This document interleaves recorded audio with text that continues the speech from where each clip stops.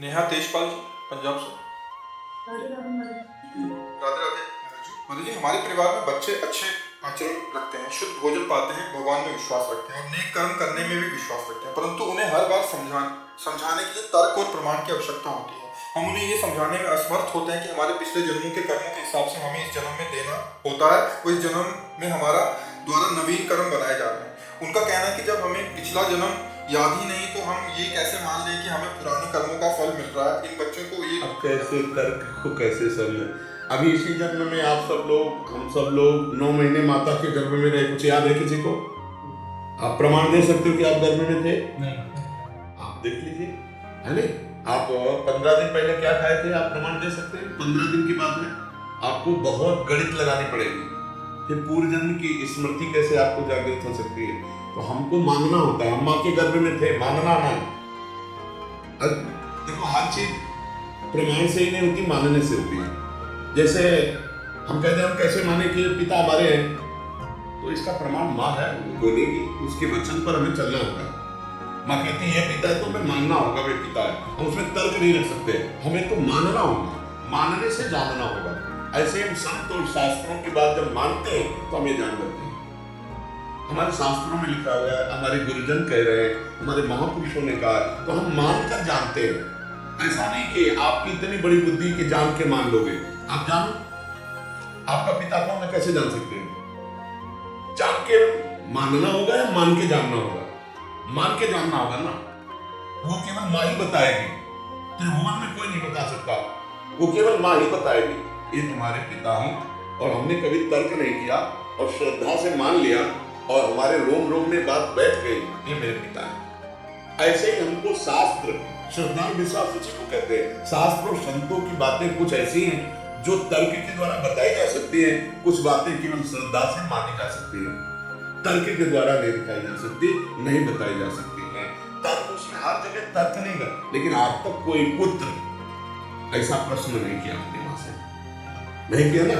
ऐसे गुरु और शास्त्र पर विश्वास रखना चाहिए। शास्त्र और गुरु ये असत नहीं है। जैसे हम माँ के गर्भ में रहते हुए भी हमें 1% भी ज्ञान नहीं है कि मैं गर्भ में था, कैसा था, सुख था कि दुख था, लेकिन सब हम गर्भ से आए, तो हमें अभी उसका याद नहीं, मात्र अभी इसी जन्म की बात है। अगर कोई 25 वर्ष का है, कोई 35 वर्ष का है, मात्र 30-35 वर्ष की पहले की बात है कि हम ऐसे एक कोठरी में थे जिसके बगल में मल था, मूत्र था, और हम झिल्लियों से बंधे हुए एक लिबलिबे पदार्थ के भीतर एक कीड़े की तरह छटपटा रहे थे। 9 महीने उस गर्भ में रहे। ये सब बातें श्रद्धा के, तर्क की नहीं, तर्क की नहीं। तो हम शास्त्र और संतों की बातें सुने और बच्चों को सुनाएं और ये कहें कि मानना चाहिए, तर्क का विषय नहीं है, क्योंकि बहुत सी बातें अव्यक्त हैं। जैसे अभी आप आ रहे हैं धर्म कार्य के लिए वृंदावन, संत समागम के लिए। अब आपको एक घटना घटती है, जरा सा किसी के लग जाता है और आपकी पिटाई कर देता है, एक बात कहता हूं, अब वो पिटाई कर देता है। अब आपके मन में आएगा कि आपने धर्म कार्य में जा रहा था, भगवान ने रक्षा नहीं की, धर्म कार्य के लिए जा। और ये बहुत बढ़िया विधान बना कि हमारा बहुत बड़ा कोई पाप धर्म कार्य चलने में 2-4 थप्पड़ और गाली में निपट गया। अब ये बात तो हम दिखा नहीं सकते आपको, ये बात तुम्हें माननी पड़ेगी हमारी कि तुम्हारे साथ बहुत अच्छा हुआ भैया। नहीं, ये जो कर्म था ये तुमको भारी कष्ट देने वाला था, बच गए तुम, 2-4 थप्पड़ लगा करके भगवान ने बचा दिया। ये कृपा हुई आपकी, क्योंकि आप वृंदावन आ रहे थे, आप धर्म कार्य में आ रहे थे। जैसे कोई वृंदावन आया, किसी की चैन कट गई, किसी के जेब कट गए, कुछ ऐसे खतरा हो गए, तो लोग कहते हैं ना कि हम तो भगवान के, बिहारी जी के दर्शन कर रहे थे, मेरी अमुक वस्तु चली गई। ऐसे हम कहते हैं कि घटना तो घटी और वो नकारात्मक घटी, दुखद घटी, लेकिन ये आपका प्रारब्ध जो भयानक था वो चंद रुपयों में काटकर बिहारी जी ने अपने सामने आपको स्वतंत्र कर दिया। बहुत बड़ा प्रारब्ध कर गया। अब इस पर तुम्हें विश्वास करना होगा, तो तुम्हारा हृदय हर्ष, घटना तो घटी गई पर तुम्हारा हृदय आनंदित हो जाएगा कि भगवान की बड़ी कृपा हुई, आप उत्साह से आगे बढ़ जाएंगे। अगर इसे नकारात्मक भाव में ले ले, भगवान के लिए वृंदावन गए, मेरी जेब कट गई, मेरा पैसा कट गया, मुझे पीड़ा पहुंचाएगी, तो क्या सत्य मार्ग का फल ये था क्या?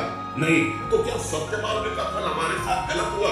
नहीं, कोई मंगल विधान हुआ, मंदिर जहां हमें बड़ा कष्ट होना था, वह कांटे से निपट गया। इसको हम सकारात्मक भाव से शास्त्र सम्मत जब सोचेंगे तो हमें आनंद आ जाएगा।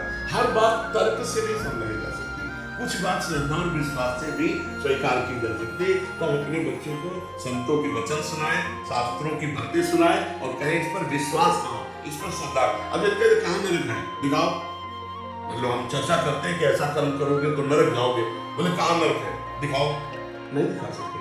कहाँ स्वर्ग है? कोई प्राकृतिक वस्तु है कि जेब से निकाले हमको दिखाते हैं कि देखो 100 रुपये हमें मेहनत के मिले, ये दिखा रहे हैं। भगवान ऐसी चीज है, भगवान के देखने के लिए दिव्य दृष्टि चाहिए, भजन चाहिए, और वो है नहीं तो वो कैसे देखता है? यही है, मेरे साथ है, मेरे में समाये हुए, मेरे में बैठे हुए, आप में समाये हुए, आपके हृदय में बैठे हुए, आप देख पा रहे हो दृष्टि।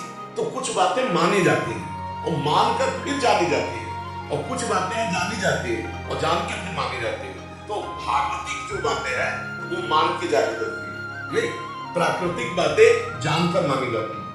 कि बहुत स्वादिष्ट खीर है, भाई देखिए बनाने वाला तो किसकी दुकान का है, दूध इसमें केमिकल को मिला हुआ है कि असली मिला हुआ। कुछ बातें हम जान करके फिर उसे मानते हैं, लेकिन जो अव्यक्त भगवान की बातें हैं ये मान करके फिर हम जानते हैं, पता चलता है फिर जब हम मान लेते हैं। पहले गुरु मानते थे तो उनकी बातें मानते, तब हम गुरु और गुरु के द्वारा दिए हुए गिफ्ट को हम जान जाते हैं। अब वहाँ तर्क करेंगे, हर जगह तर्क नहीं होती। हाँ देखो रामायण में वंदना में लिखा हुआ भवानी शंकरो वंदे श्रद्धा विश्वास रूपिणो याभ्याम विना न पश्यन्ते सिद्धा स्वांता तमेश्वरम। भगवान शंकर और पार्वती को श्रद्धा विश्वास रूप मानकर हम प्रणाम करते, और श्रद्धा विश्वास के बिना परमार्थ का दर्शन नहीं हो सकता। इसमें श्रद्धा विश्वास काम, इसमें ज्यादा तर्क काम नहीं करेगा, कुछ तर्क काम करेगा, कुछ तो तर्क आपको बुद्धि प्रवीणता के लिए वो काम करेगा, लेकिन ज्यादातर इसमें विश्वास काम करेगा, श्रद्धा काम करेगी। बिन विश्वास भगति नहीं ते बिन द्रवहि न राम, और राम कृपा बिन सुपनु जीव न ला विश्राम। जैसे मान कोई पूछे, अब हम उसको शास्त्रीय प्रमाण से आपको बताएंगे, देखो तुम मरना नहीं चाहते, बोले हाँ तो तुम अविनाशी होना चाहते हो ना, तो अविनाशी के बच्चा हो, अविनाशी के बच्चा हो इसलिए तुम मरना नहीं चाहते, और तुम सबसे बड़े बनना चाहते हो, सबसे बड़े बनना चाहते हो, नहीं बनना चाहते। अगर तुमसे कोई पूछे किसी भी डिपार्टमेंट में आप हो तो आप सोचोगे मैं सबसे बड़ा बनना चाहता हूँ, क्योंकि सबसे बड़े के बच्चा हो, सबसे बड़े के अंश हो, इसलिए सबसे बड़ा बनना चाहते हो। अविनाशी के अंश हो इसलिए अविनाशी मरना नहीं चाहते। और मैं अपार सुख चाहता हूँ जिसमें दुख की मिलावट ना हो, क्योंकि सुख सिंधु के अंश हो। अब आपको मानना होगा, जब हम संत बोले शास्त्र बोले तो उसमें मानना होगा, हाँ यही तो हम चाहते ना। कोई हमें बहुत प्यार करने वाला हो, ये चाहे ना, ये सब भगवान के लक्षण है।